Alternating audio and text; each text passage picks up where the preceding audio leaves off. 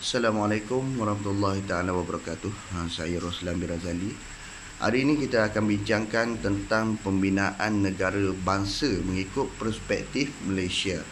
Okey, terdapat tiga komponen utama untuk membina negara bangsa, iaitu satu negara, dua individu, tiga bangsa.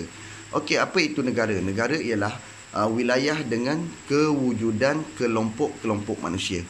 Individu, manusia itu sendiri, dan yang ketiga adalah bangsa, satu kesatuan di mana manusia yang hidup dalam sesuatu negara.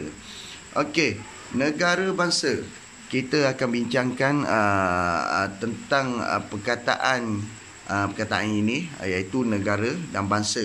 Okey, negara dan bangsa mempunyai perkataan yang berbeza, makna pun berbeza.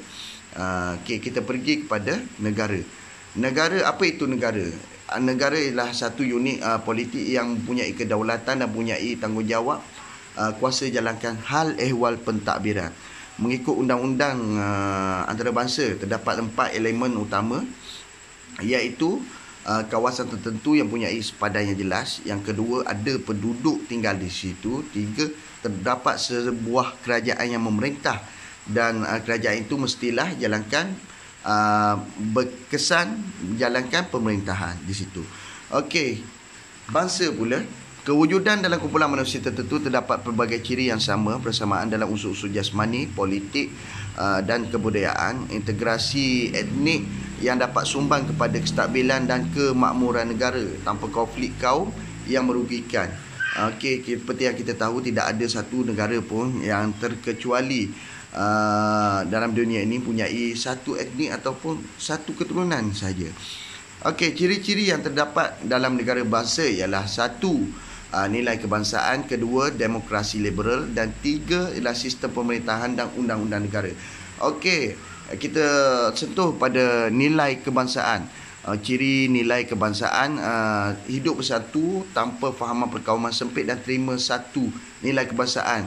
Nilai kebangsaan ini yang akan mengikat mereka sebagai satu kelompok manusia dengan hati yang terbuka. Okey, sebagai contoh kita dapatkan di sini dasar pendidikan kebangsaan dan dasar kebudayaan kebangsaan. Ini bertujuan untuk satukan penduduk dan wujudkan nilai kebersamaan dan sebagai nilai kebangsaan di kalangan mereka untuk mengikat mereka sebagai bangsa Malaysia. Okey, yang kedua, sebilangan besar rakyat mesti berpegang kepada ideologi politik yang sama, iaitu demokrasi liberal. Sebagai contoh, perbezaan yang wujud di kalangan kita ni hanya cara untuk capai matlamat dan tidak wujud dengan kegawatan politik kerana matlamat politik tidak sama. Yang sama iaitu demokrasi.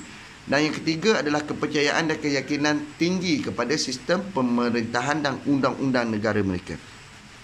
Okey, rakyat patuh kepada undang-undang. Rakyat Malaysia ni perlu patuh undang-undang yang yakin bahawa undang-undang sistem takbiran yang diamalkan mampu beri perlindungan dan keadilan kepada kita.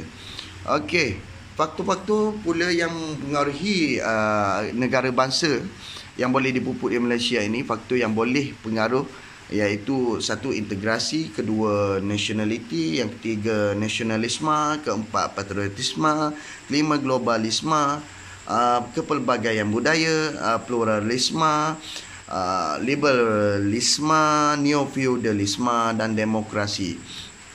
Okey, kita bincang pada integrasi. Kaum dan wilayah adalah perkara asas kukuh bagi penyatuan sebuah masyarakat dalam negara. Nationality pula elemen yang penting kat seorang yang begitu satu bangsa yang sikap penyayang dan sanggup berkorban untuk negara. Nasionalisme pula asas bina semangat, kekuatan, keyakinan diri, penyatuan, perpaduan nasional digembleng sampai cita-cita serta kemajuan. Okey, dalam nasionalisme ini semua kaum mesti utama kepentingan nasional daripada kepentingan kaum masing-masing. Okey, patriotisme, semangat sanggup berkorban kerana negara yang lahir daripada sikap nasionalisme itu sendiri, iaitu semangat cintakan negara. Globalisme jadikan dunia begitu kecil dan boleh jadikan sebagai satu ancaman kepada negara atau bangsa.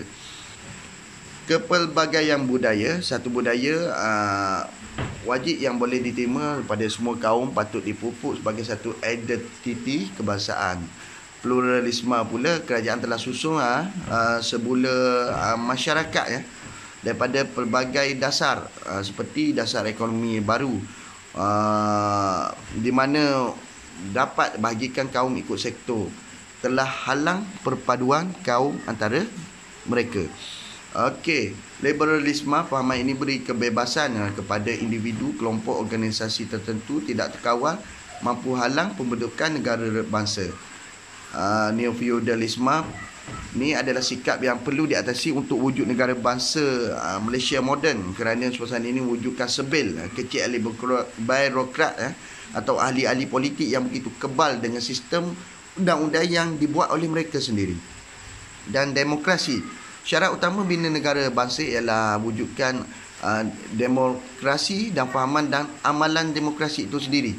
Rakyat boleh ambil bahagian yang begitu aktif dalam bentuk segala keputusan dalam segala hal supaya tidak timbul perasaan tidak puas hati.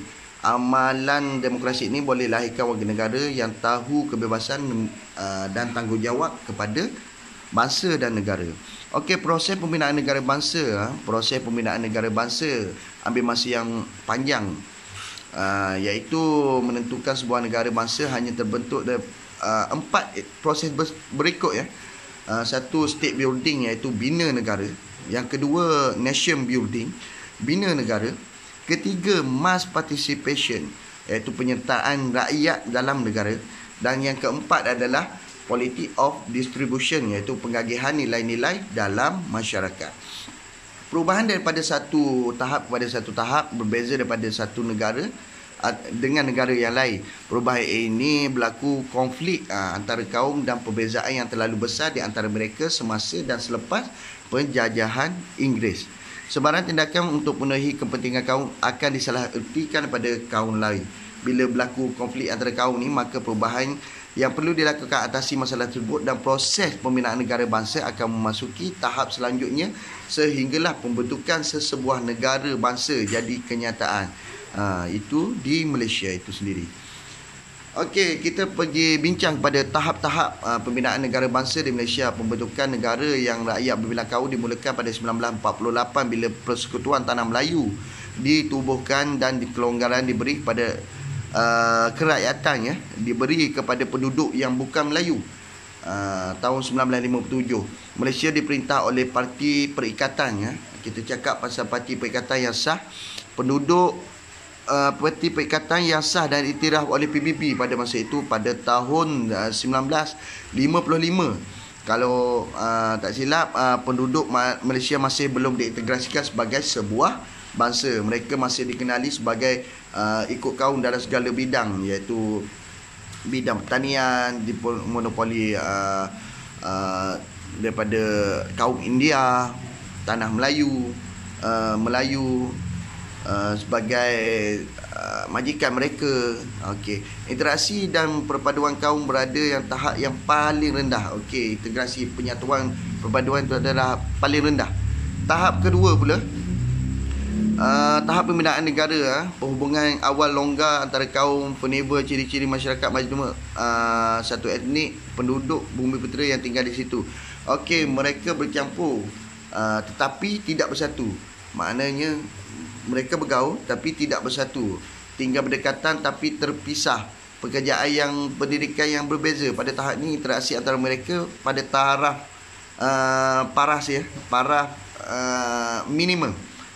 minimum paling sikit. Okey, pada tahap ketiga Malaysia perhubungan kaum juga agak rencang, pelbagai dan saling bergantung. Akhirnya perlukan kepada satu iklim persefahaman yang harmoni bagi mendamai penuhi kepentingan kaum yang perpaduan dapat diwujudkan. Okey, kita bincang pada tahap ini masyarakat telah bersatu dalam satu bangsa yang memiliki nilai sama dan perpaduan. Okey, pada tahap ketiga ini perhubungan kaum jadi begitu agak rencam. Pelbagai saling bergantung, pada akhirnya perlukan satu iklim persefahaman yang harmoni. Dalam kepentingan kaum terdapat perpaduan, terdapat diwujud Okey, perbezaan antara mereka, mereka cuba rapatkan dan persamaan dan kerjasama antara kaum serta diperluaskan sebagai ikhtiar wujudkan perpaduan integrasi nasional.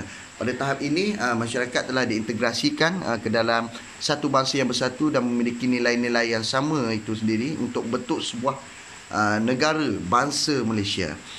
Okey, negara bangsa Malaysia, perkembangan dunia sekarang telah memasuki gelombang ketiga, iaitu ledakan teknologi maklumat, manusia berhubung, bertukar maklumat, dunia dalam masa yang begitu pantas. Perkembangan ini telah menimbulkan banyak persoalan perlunya dengan adanya perlunya sebuah negara bangsa Malaysia. Tidak tepat mengatakan Malaysia itu sendiri tidak perlukan bangunkan negara bangsa dan rakyat bersatu padu, nasionalisme, patriotisme. Nasionalisme ini perlu untuk memelihara keutuhan negara dan bina kekuatan dalaman daripada ancaman asing dalam bentuk baru seperti globalisasi. Okey, realiti seperti yang kita tahu sebelum merdeka, rakyat di Malaysia itu sendiri wujud antara berpuak-puak, mementingkan hubungan perkauman, dan matlamat mereka tidak sama dalam penduduk Malaysia, kerana orang bukan Melayu masih tumpukan perhatian kepada tanah besar Cina ataupun dan India. Mereka tidak menganggap tanah Melayu ni sebagai tanah air kerana kurangnya tahap patriotisme. Okey, sementara orang Melayu tu pula berikan perhatian lebih kepada Timur Tengah dan Indonesia sebagai terah perjuangan mereka. Kenapa kita cakap macam itu? Kerana Timur Tengah ini adalah wujudnya kelahiran agama Islam itu sendiri, dan Indonesia itu adalah mempunyai masyarakat Melayu yang paling ramai di dunia seperti yang kita tahu sebelum ni. Berbalik pula keadaan selepas merdeka, penduduk Malaysia ni masih berpuak-puak walaupun negara mereka telah merdeka. Tapi perasaan iri hati dan tidak percaya antara kaum berleluasa. Tercetusnya 13 Mei ketegangan antara kaum di Malaysia.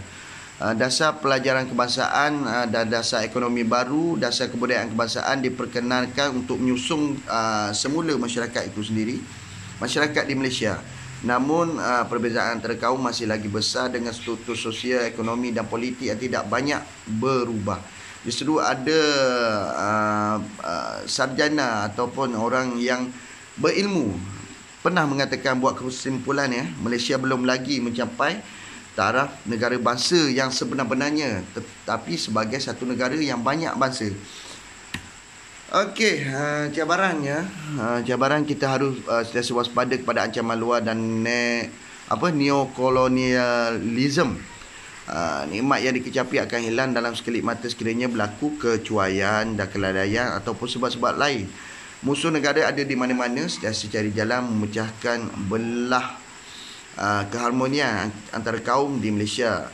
Nasionalisme ni sikap yang perlu dipupuk daripada sejak kecil dan perlu disebarluaskan dan diberi pendedahan dengan remaja-remaja, kerana ia akan lahirkan semangat patriotisme, iaitu sanggup berkorban untuk negara, seperti berjuang pertahankan kepentingan negara.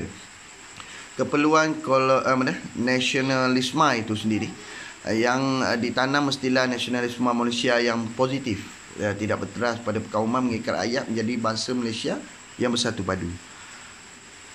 Sebagai contoh, orang bukan Melayu dengan lapang dada akan menerima Malaysia sebagai negaranya jika mereka tahu pengorbanan orang-orang di tanah Melayu sebelum kemerdekaan.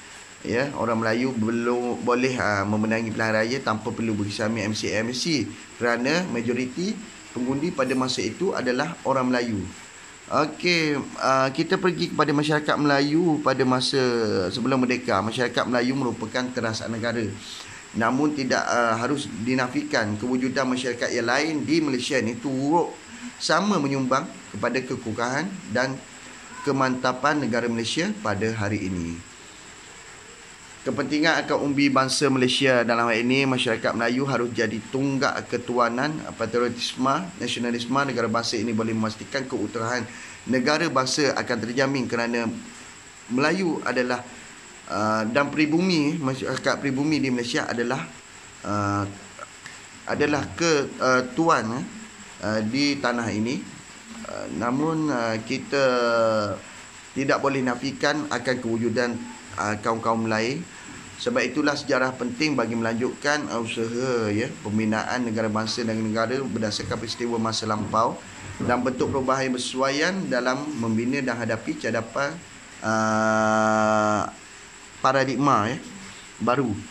Okey, kesimpulan pada perbincangan yang panjang lebar tadi, Malaysia sedang menuju ke arah sebuah negara maju seperti yang kita tahu dalam globalisasi sekarang ni, perubahan globalisasi, pembinaan sebuah negara bangsa yang bersatu padu diperlukan kerana Malaysia adalah merupakan sebuah negara yang penduduknya terdiri daripada pelbagai kaum dan sikap perkauman yang tebal bermakna Malaysia telah terdedah dengan konflik perkauman akan berlaku pada hari ini ataupun bila-bila masa seperti bom jangka.